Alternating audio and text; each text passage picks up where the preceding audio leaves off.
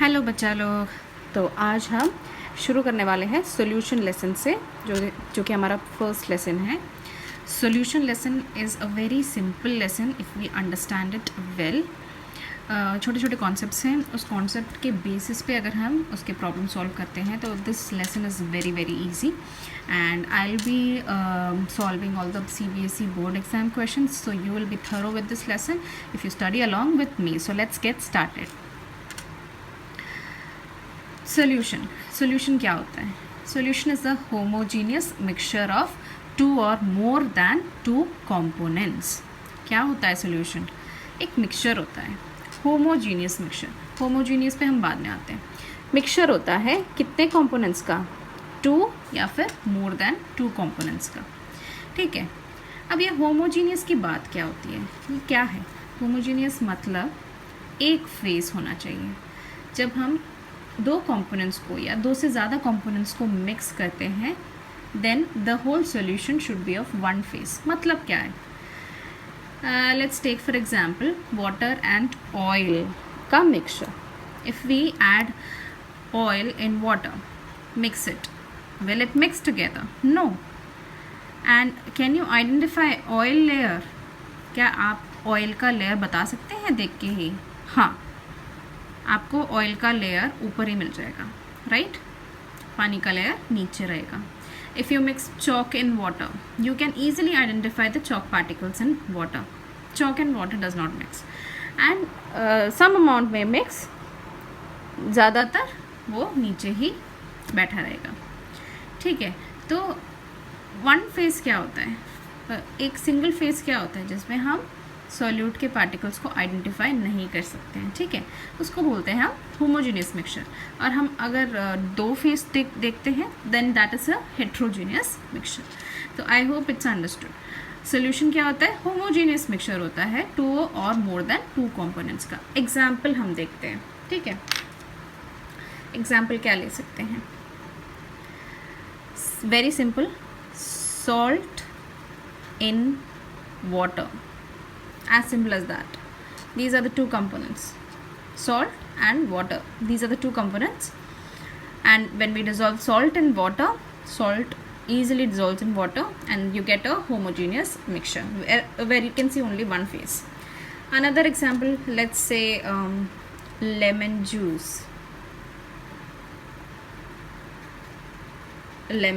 in water. So this is another example. That way you can give lot of examples of solution, that is homogeneous mixture of two or more than two components. So this is the solution. And what is solution when we talk about the components? It is solute plus solvent, right? What is a solute and what is a solvent? We have studied from very small classes. solute क्या होता है? जो कि बहुत ही कम quantity में होता है, और सॉल्वेंट क्या होता है? बहुत ज़्यादा क्वांटिटी में। ठीक है, solute is the component that is present in very less amount and the solvent is present in very large quantity. Okay, that means let's say let's take this example, salt in water. Which one will be the solute and which one will be the solvent? Solute will be salt because this is less in quantity, and solvent will be water because it is large in quantity. Same way if we talk about lemon juice and water, तो इसमें solute क्या होगा? इसमें solute होगा lemon juice होगा, और water क्या होगा? सॉल्वेंट होगा। आप लेमन जूस में पानी ऐड नहीं करते हैं, राइट? अगर आपको नींबू पानी बनाना होता है तो आप पानी में नींबू का जूस डालते हैं, राइट? तो नींबू का जूस जो होता है, लेमन जूस जो होता है, वो सोल्यूट बनता है, और सॉल्वेंट क्या होता है? पानी। ठीक है, now in this lesson, that is in 12th standard, you will be only studying about binary solutions. Binary means what? Consisting of only two components. So binary solutions, you will be only studying about binary solutions. Now let's talk about the type of solution. हमारे पास बहुत type के solutions होते हैं। ठीक है, यहाँ पे हम टाइप ऑफ solutions को हम कैसे देखते हैं? First one is gaseous solution. gaseous solution की अगर बात करें तो दैट मीन्स सॉल्वेंट क्या होगा?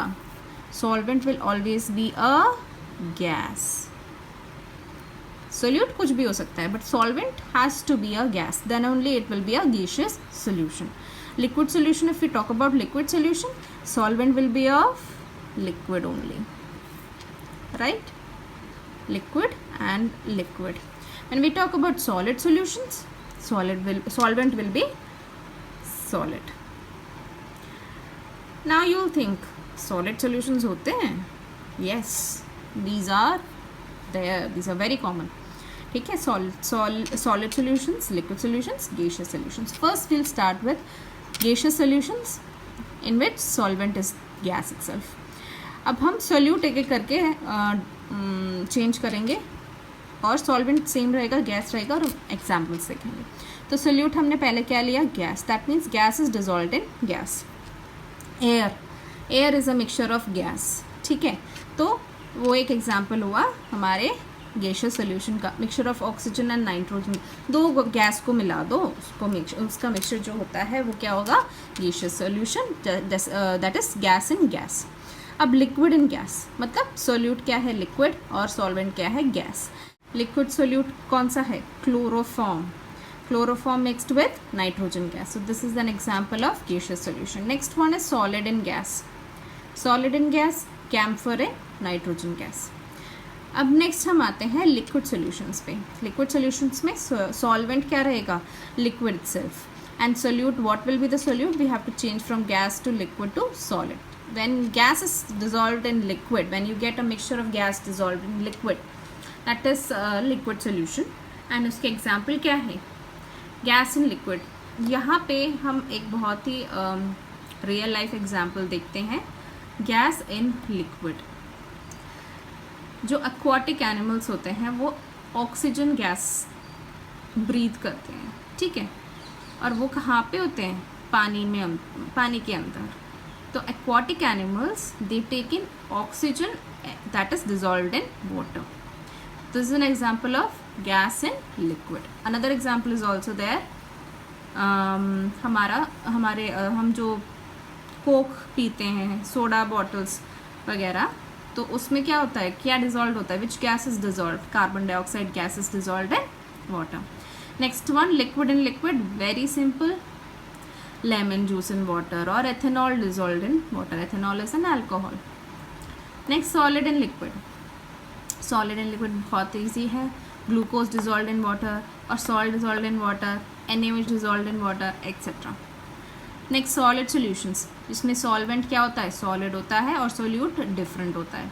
गैस इन सॉलिड, ये होता है solution of hydrogen Palladium.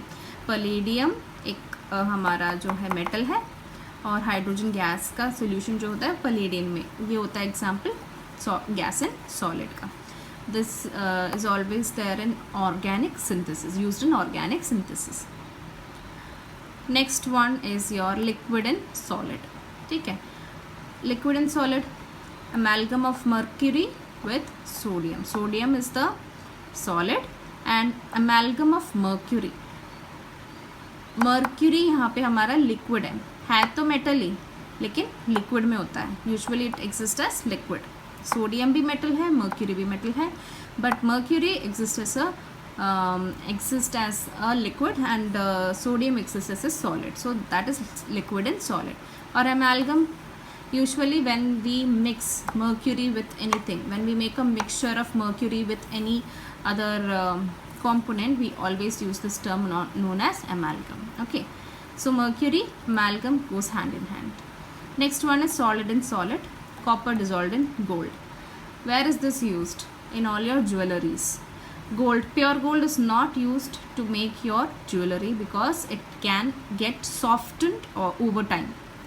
When you press that jewelry, it will get softened, it will be of no use. So we have to mix some impurity in the gold.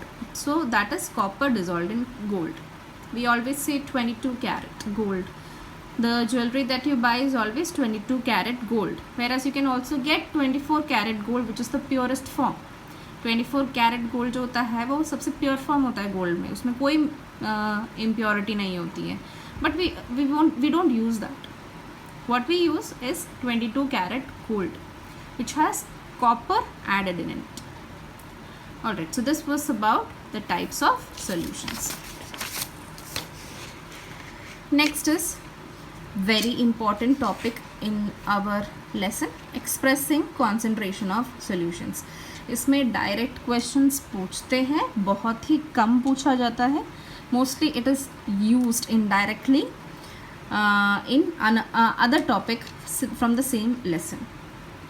जैसे कि हमारा जो solubility हम पढ़ेंगे, आगे जाके सोल्यूबिलिटी पढ़ेंगे, तो उसमें हम ज़्यादातर ये कॉन्सेंट्रेशन यूज़ करते हैं. But it is a very very important topic in terms of your practicals, in terms of chemistry as such, because these are very basic topics that you need to understand in chemistry if you want to move further. Okay, so first of all let's talk about what is concentration. Concentration क्या होता है? Amount of solute present in a given amount of solvent.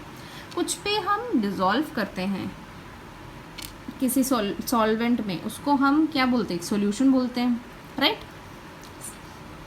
लेकिन जब अगर हमें पता हो वो अमाउंट कितना हमने डिज़ोल्व किया है, कितने अमाउंट ऑफ सॉल्वेंट में, that is known as concentration, right? For example if you are dissolving, जैसे कि हम टैंक का सोल्यूशन बना रहे हो, राइट?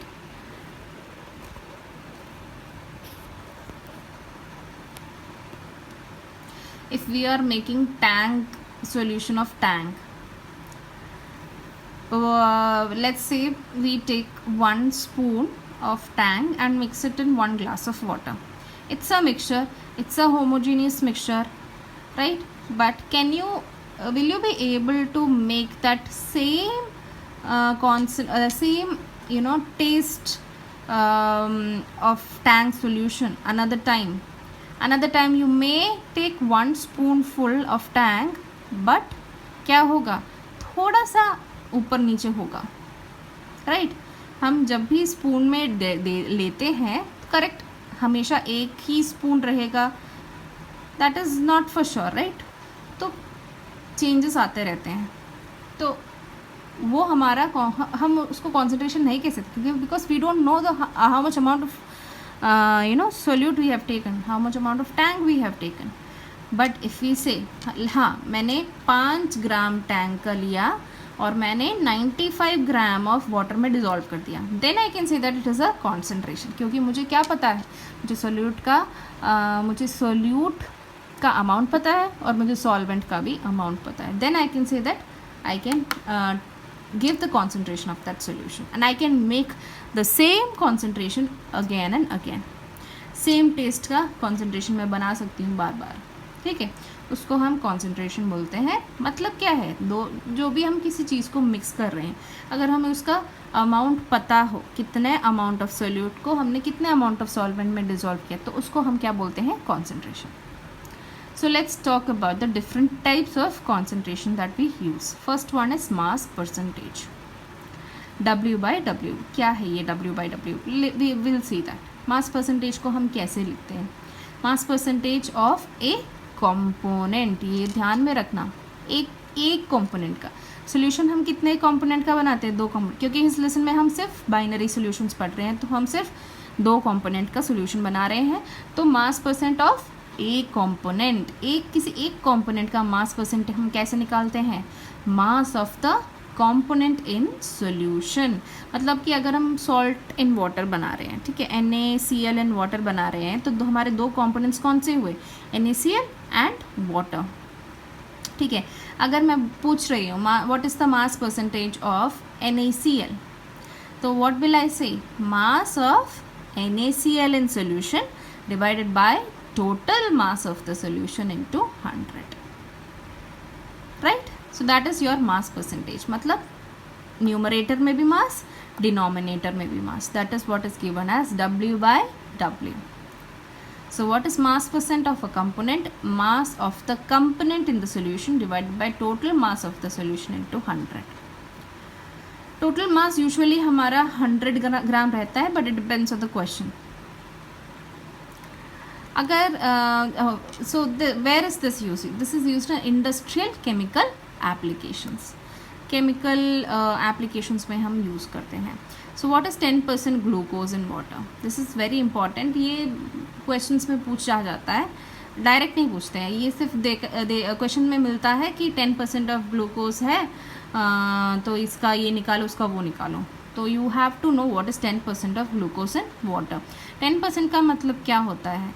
10% का मतलब होता है 10 gram of glucose in 100 gram of the solution. क्योंकि हम सोल्यूशन की बात कर रहे हैं तो टोटल हमारा कितना होगा? 100 ग्राम.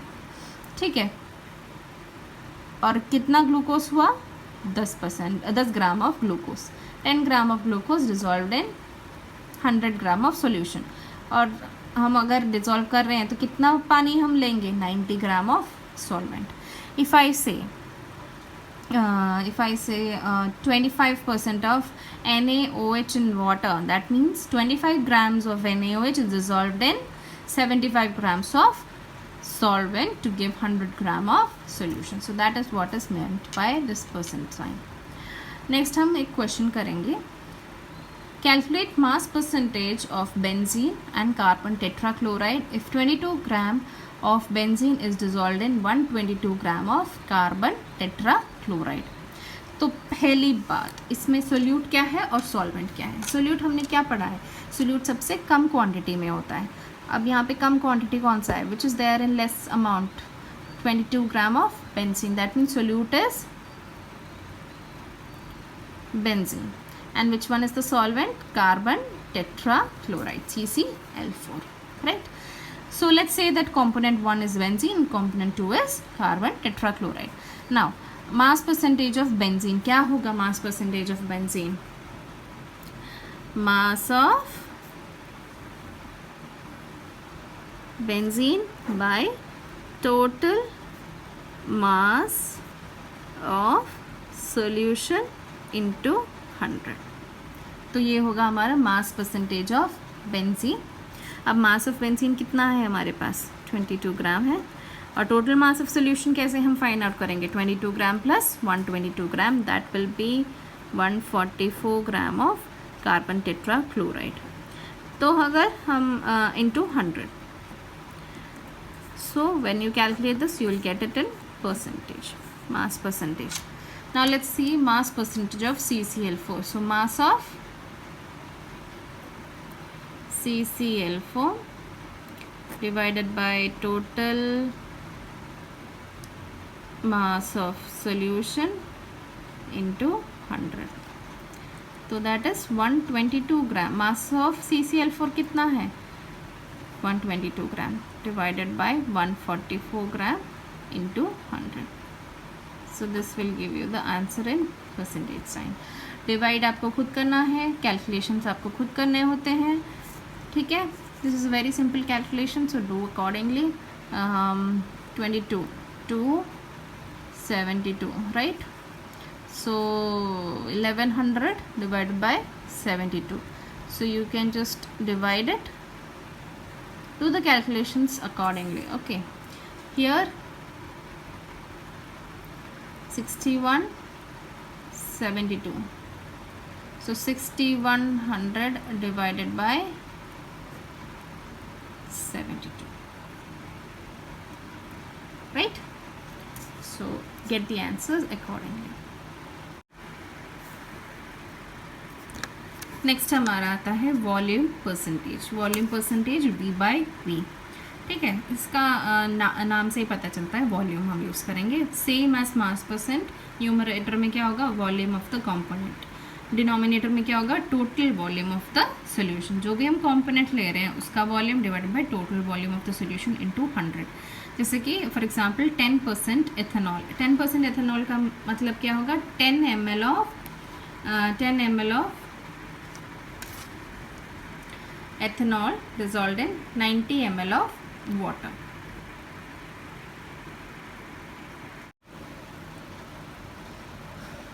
Ten ml of ethanol dissolved in 90 ml of water to give 100 ml of solution. तो वो था हमारा volume percentage. Next is mass by volume percentage. From the name itself, numerator में क्या होगा? मास होगा. डिनोमिनेटर में क्या होगा? वॉल्यूम होगा. तो used in medicine and pharmacy. ये होता है मास बाय. ये क्वेश्चन हमारे बोर्ड में पूछा गया है कि मास बाय वॉल्यूम परसेंटेज किस में यूज़ करते हैं. This is used in medicine and pharmacy. Pharmaceuticals में भी, मेडिसिन में भी हम यही टर्म यूज़ करते हैं, mass by volume, W/V. That means for example 20% volume mass by volume solution होता है तो क्या होता है, दैट मीन्स हमारा जो पूरा सोल्यूशन कितने में बना है, 100 ml सोल्यूशन में कितना ग्राम ऑफ NaOH है, 20 ग्राम ऑफ NaOH है. नेक्स्ट वन इज़ पार्ट्स पर मिलियन. पार्ट्स पर मिलियन मतलब कि जो हमारा सॉल्वेंट है वो जो हमारा सोल्यूट है बहुत ही कम है अमाउंट में. ठीक है, दैट मीन्स बहुत, जब हमारे सोल्यूट ट्रेस क्वांटिटीज़ में होता है तो उसको हम हमेशा किस कॉन्सेंट्रेशन में बताते हैं, पार्ट्स पर मिलियन में बताते हैं. That is when solute is present in trace amounts, parts पर मिलियन इज यूज. पार्ट्स पर मिलियन क्या होगा, number of parts of the component divide by total number of parts of all the components of solution. ठीक है,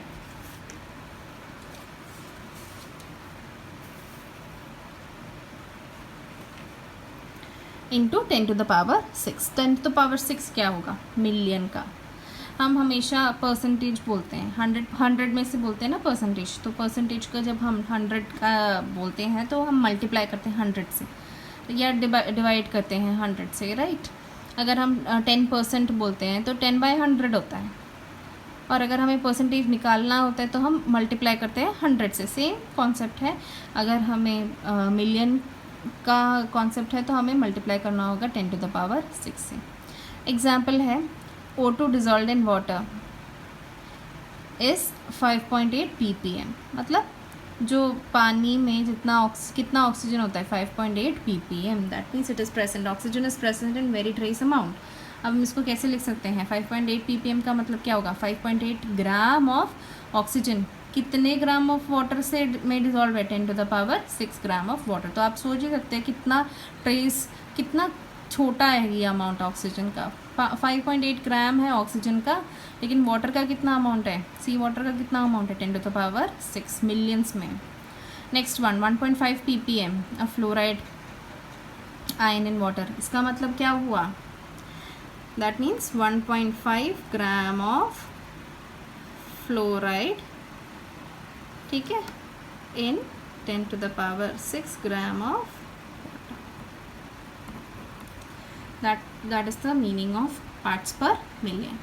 next one is mole fraction. ये बहुत important है. mole fraction को हम किस में डिनोट करते हैं, x, small x.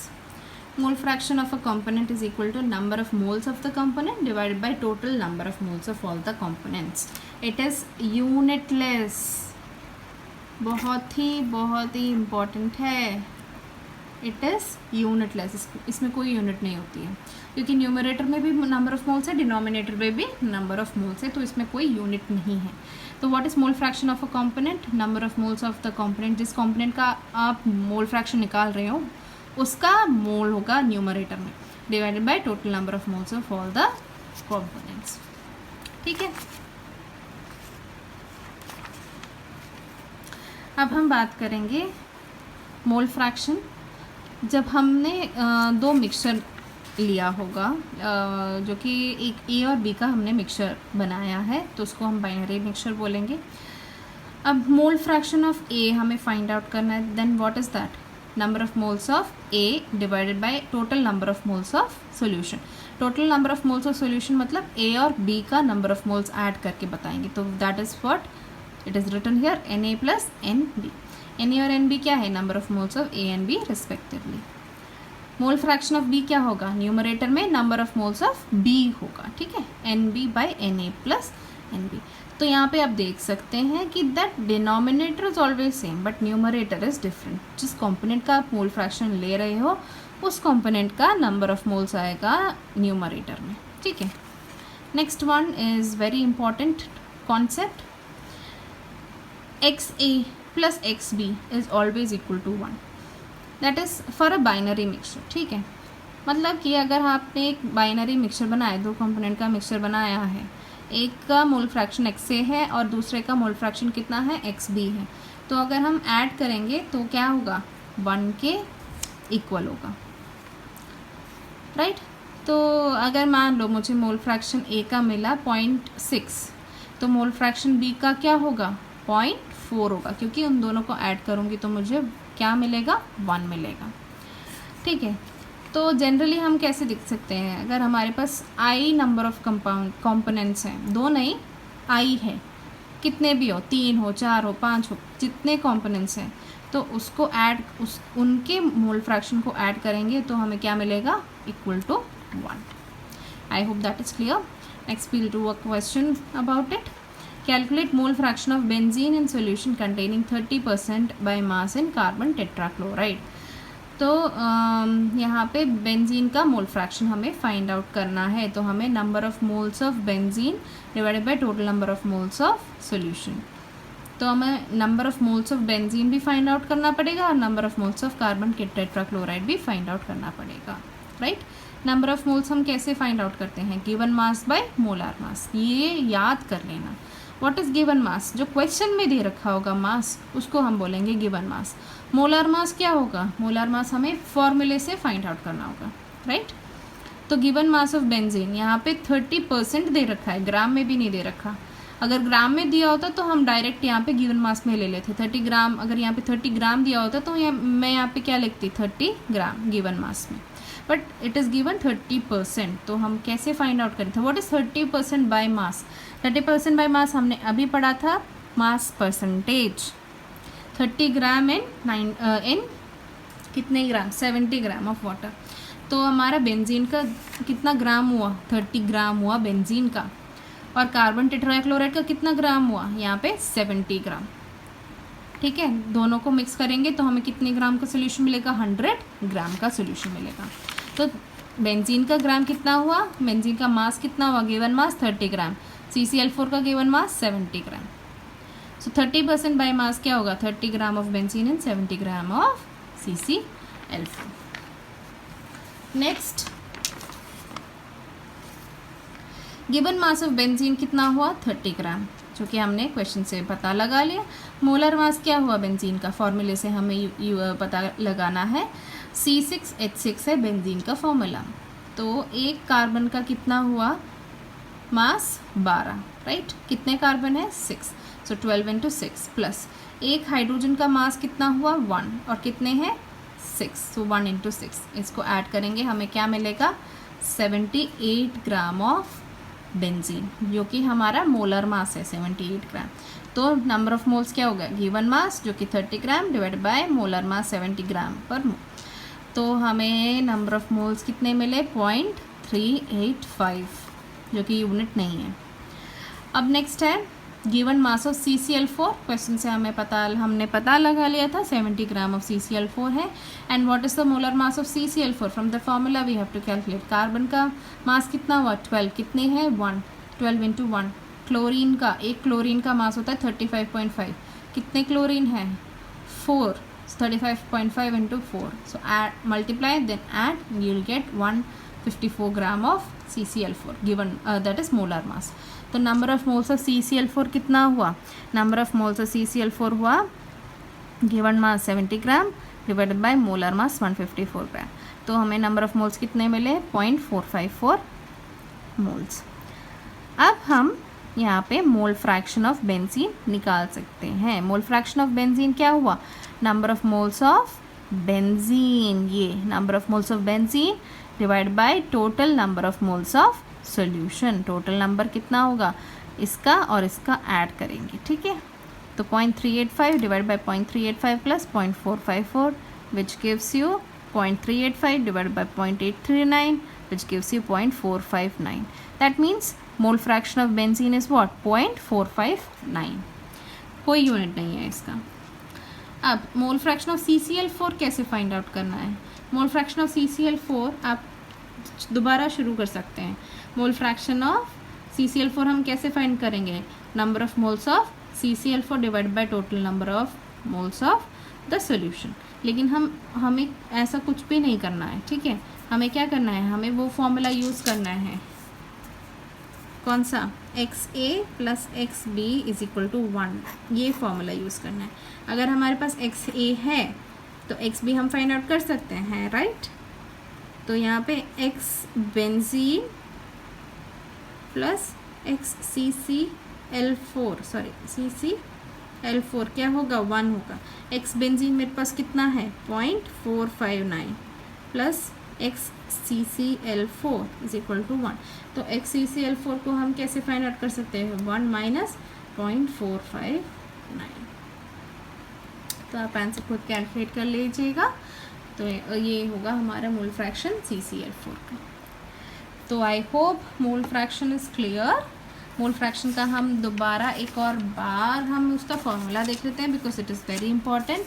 Mole fraction of a component क्या है number of moles of the component divide by total number of moles of all the components. ठीक है, नेक्स्ट हम बात करेंगे किसकी मोलैरिटी की which is also very very important concept. Molarity क्या होता है number of moles of solute divided by volume of solution in litre. ऊपर तो number of moles of solute है, नीचे क्या है सोल्यूशन है उसका वॉल्यूम, और वो भी लीटर में। समझ में आ गया। न्यूमरेटर में क्या है सोल्यूट का नंबर ऑफ मोल्स, डिनोमिनेटर में सोल्यूशन है उसका वॉल्यूम, और जो कि लीटर में हमें देना है। तो क्वेश्चन है calculate molarity of a solution containing 5 gram of NaOH in 450 ml of solution. तो 5 ग्राम ऑफ NaOH दे रखा है, 450 मिलीलीटर ऑफ सोल्यूशन दे रखा है। तो हमें वॉल्यूम ऑफ सोल्यूशन तो लीटर में चाहिए, 450 ml 450 तो मिलीलीटर में है। तो 450 को अगर मैं 1000 से डिवाइड कर दूंगी तो मुझे क्या मिलेगा लीटर में सोल्यूशन मिल जाएगा, राइट। अब हमें चाहिए number of moles of solute. Number of moles तो दिया नहीं है। Usually what all students do, सीधा ये 5 ग्राम क्या करते हैं 5 ग्राम सीधे यहीं पे डाल देते हैं नंबर ऑफ मोल्स की जगह, और पूरा वो क्वेश्चन गलत हो जाता है। You have to find number of moles. ये क्या है सिर्फ गिवन मास है, ठीक है, ये सिर्फ मास है, नंबर ऑफ मोल्स नहीं है। You have to find out number of moles. Given mass क्या है NaOH का 5 ग्राम है। मोलर मास क्या होगा NaOH का, फॉर्मूले से फाइंड करना होगा 23, Na का, ऑक्सीजन का 16 और हाइड्रोजन का 1। तो in total what you will gate 40 ग्राम पर मोल। तो गिवन मास 5 है, मोलर मास 40 है। What is number of moles of NaOH, given mass by molar mass, given mass by molar mass, और क्या मिला कितना मिला 0.125 मोल्स। और मोलैरिटी को हम अब हम कैसे मोलैरिटी फाइंड आउट कर सकते हैं number of moles of solute. Number of moles of solute कितना हुआ 0.125 मोल divide by volume of solution in litres, 450 divided by 1000। तो ये जो 1000 का है वो ऊपर चला जाएगा और आपको क्या मिलेगा 0.278 मोल पर लीटर। अब सबसे इम्पॉर्टेंट बात, मोलैरिटी क्या होता है टेम्परेचर डिपेंडेंट होता है as volume of solution is temperature dependent. मतलब कि molarity is always a function of temperature. ये बहुत बार पूछा गया है, इज़ वेरी इंपॉर्टेंट, ठीक है। मोलैरिटी हमेशा टेम्परेचर डिपेंडेंट होता है। क्यों? क्योंकि वॉल्यूम जो होता है सोल्यूशन का वो टेम्परेचर डिपेंडेंट होता है। Volume why have we specified volume? Because volume is coming in the formula. Volume of solution is coming there in the formula of molarity. So volume की वजह से यहाँ पे मोलैरिटी क्या हो गया टेम्परेचर डिपेंडेंट हो गया। Next one is molality. Now one more thing, molarity को हम कैसे डिनोट करते हैं कैपिटल M से, capital M। Molality whereas molality को हम कैसे डिनोट करते हैं स्मॉल m से। अब मोलैलिटी क्या है, molality is number of moles of solute. Same है molarity capital M, molality small m, दोनों में न्यूमरेटर सेम है number of moles of solute, but denominator different है। डिनोमिनेटर मोलैलिटी में क्या है mass of solvent in kilogram, solvent का mass इन kilogram, solvent का मास इन किलोग्राम। और मोलैरिटी में क्या था सॉल्यूशन का volume in litre. So that is the difference. Solvent का मास हमें निकालना है किलोग्राम में, ये है मोलैलिटी। अब इम्पॉर्टेंट बात क्या है, मोलैलिटी क्या है टेम्परेचर इंडिपेंडेंट है। मतलब कि मास ऑफ मतलब मोलैलिटी टेम्परेचर का फंक्शन नहीं है। Why? Because mass of solvent is always temperature independent. एक क्वेश्चन करते हैं, calculate molality of 2.5 gram of ethanoic acid and 75 gram of benzene. यहाँ पे हमारा सोल्यूट क्या है एथेनोइक एसिड और सॉल्वेंट क्या है बेंजीन, क्योंकि सोल्यूट क्या है कम अमाउंट में, सॉल्वेंट क्या है ज़्यादा अमाउंट में। तो एथेनोइक एसिड क्या है? सोल्यूट, और बेंजीन क्या है? सॉल्वेंट। नाउ एथेनोइक एसिड का फॉर्मूला क्या होता है? Ethanoic acid CH3COOH. This is your ethanoic acid, CH3COOH. Now number of moles of ethanoic acid हम कैसे फाइंड आउट करेंगे? Given mass by molar mass. Given mass क्या है? 2.5 ग्राम। मोलर मास हमें फॉर्मूले से पता लगाना है। 12 + 3 + 12 + 16 + 16 + 1, यू विल गेट 60। ठीक है, मोलर मास एथेनोइक एसिड का कितना है? 60 ग्राम है, और गिवन मास क्या है? 2.5। तो हमें कितने नंबर ऑफ मोल्स मिले? 0.0417 मोल। अब हम मोलालिटी फाइंड आउट कर सकते हैं। मोलालिटी क्या है? Number of moles of solute 0.0417 divided by mass of solvent in kilogram. Mass of solvent दे रखा है 75 ग्राम्स में, तो हमें कन्वर्ट करना है तो 1000 से डिवाइड करना होगा, और वो 1000 का फैक्टर न्यूमरेटर में चला जाएगा। So 0.0417 divide by 75 into 1000 is equal to 41.7 by 75 equal to 0.556। अब इसका यूनिट क्या होगा? ये तो मोल है, और ये क्या है? किलोग्राम। तो मोल पर किलोग्राम। ठीक है, यहाँ पे क्या था? मोल पर लीटर, मोलारिटी, मोल पर लीटर। यहाँ पे मोलालिटी में क्या होगा? मोल पर किलोग्राम। अब है एक और इम्पॉर्टेंट बात, अगर मान लो क्वेश्चन में दिया गया है स्ट्रेट अवे 0.25 कैपिटल M, इसको हम कैसे रीड करेंगे? 0.25 molar NaOH solution. 0.25 molar NaOH solution का मतलब क्या हुआ? 0.25 mole of NaOH in 1 litre of solution. कितने मोल ऑफ NaOH है? 0.25 मोल ऑफ NaOH है। कितने litre solution? 1 litre. Same way 0.25 molal NaOH solution means क्या होगा? 0.25 mole of NaOH in 1 kilogram of solvent. So we have completed the concentration, the different concentrations, and we have done few questions also. I hope this is very clear to you, and in the next lecture we will be talking about solubility, which is a very, very important topic in this lesson, solution lesson. So keep watching this channel for more new videos and more notifications, CBSE latest news, and I'll be giving you the lesson explanation thoroughly with the CBSE board questions also. So please stay tuned to this channel, Synergy Chemist. Do subscribe the channel, and thank you. And if you do have any questions, put it in the comment box.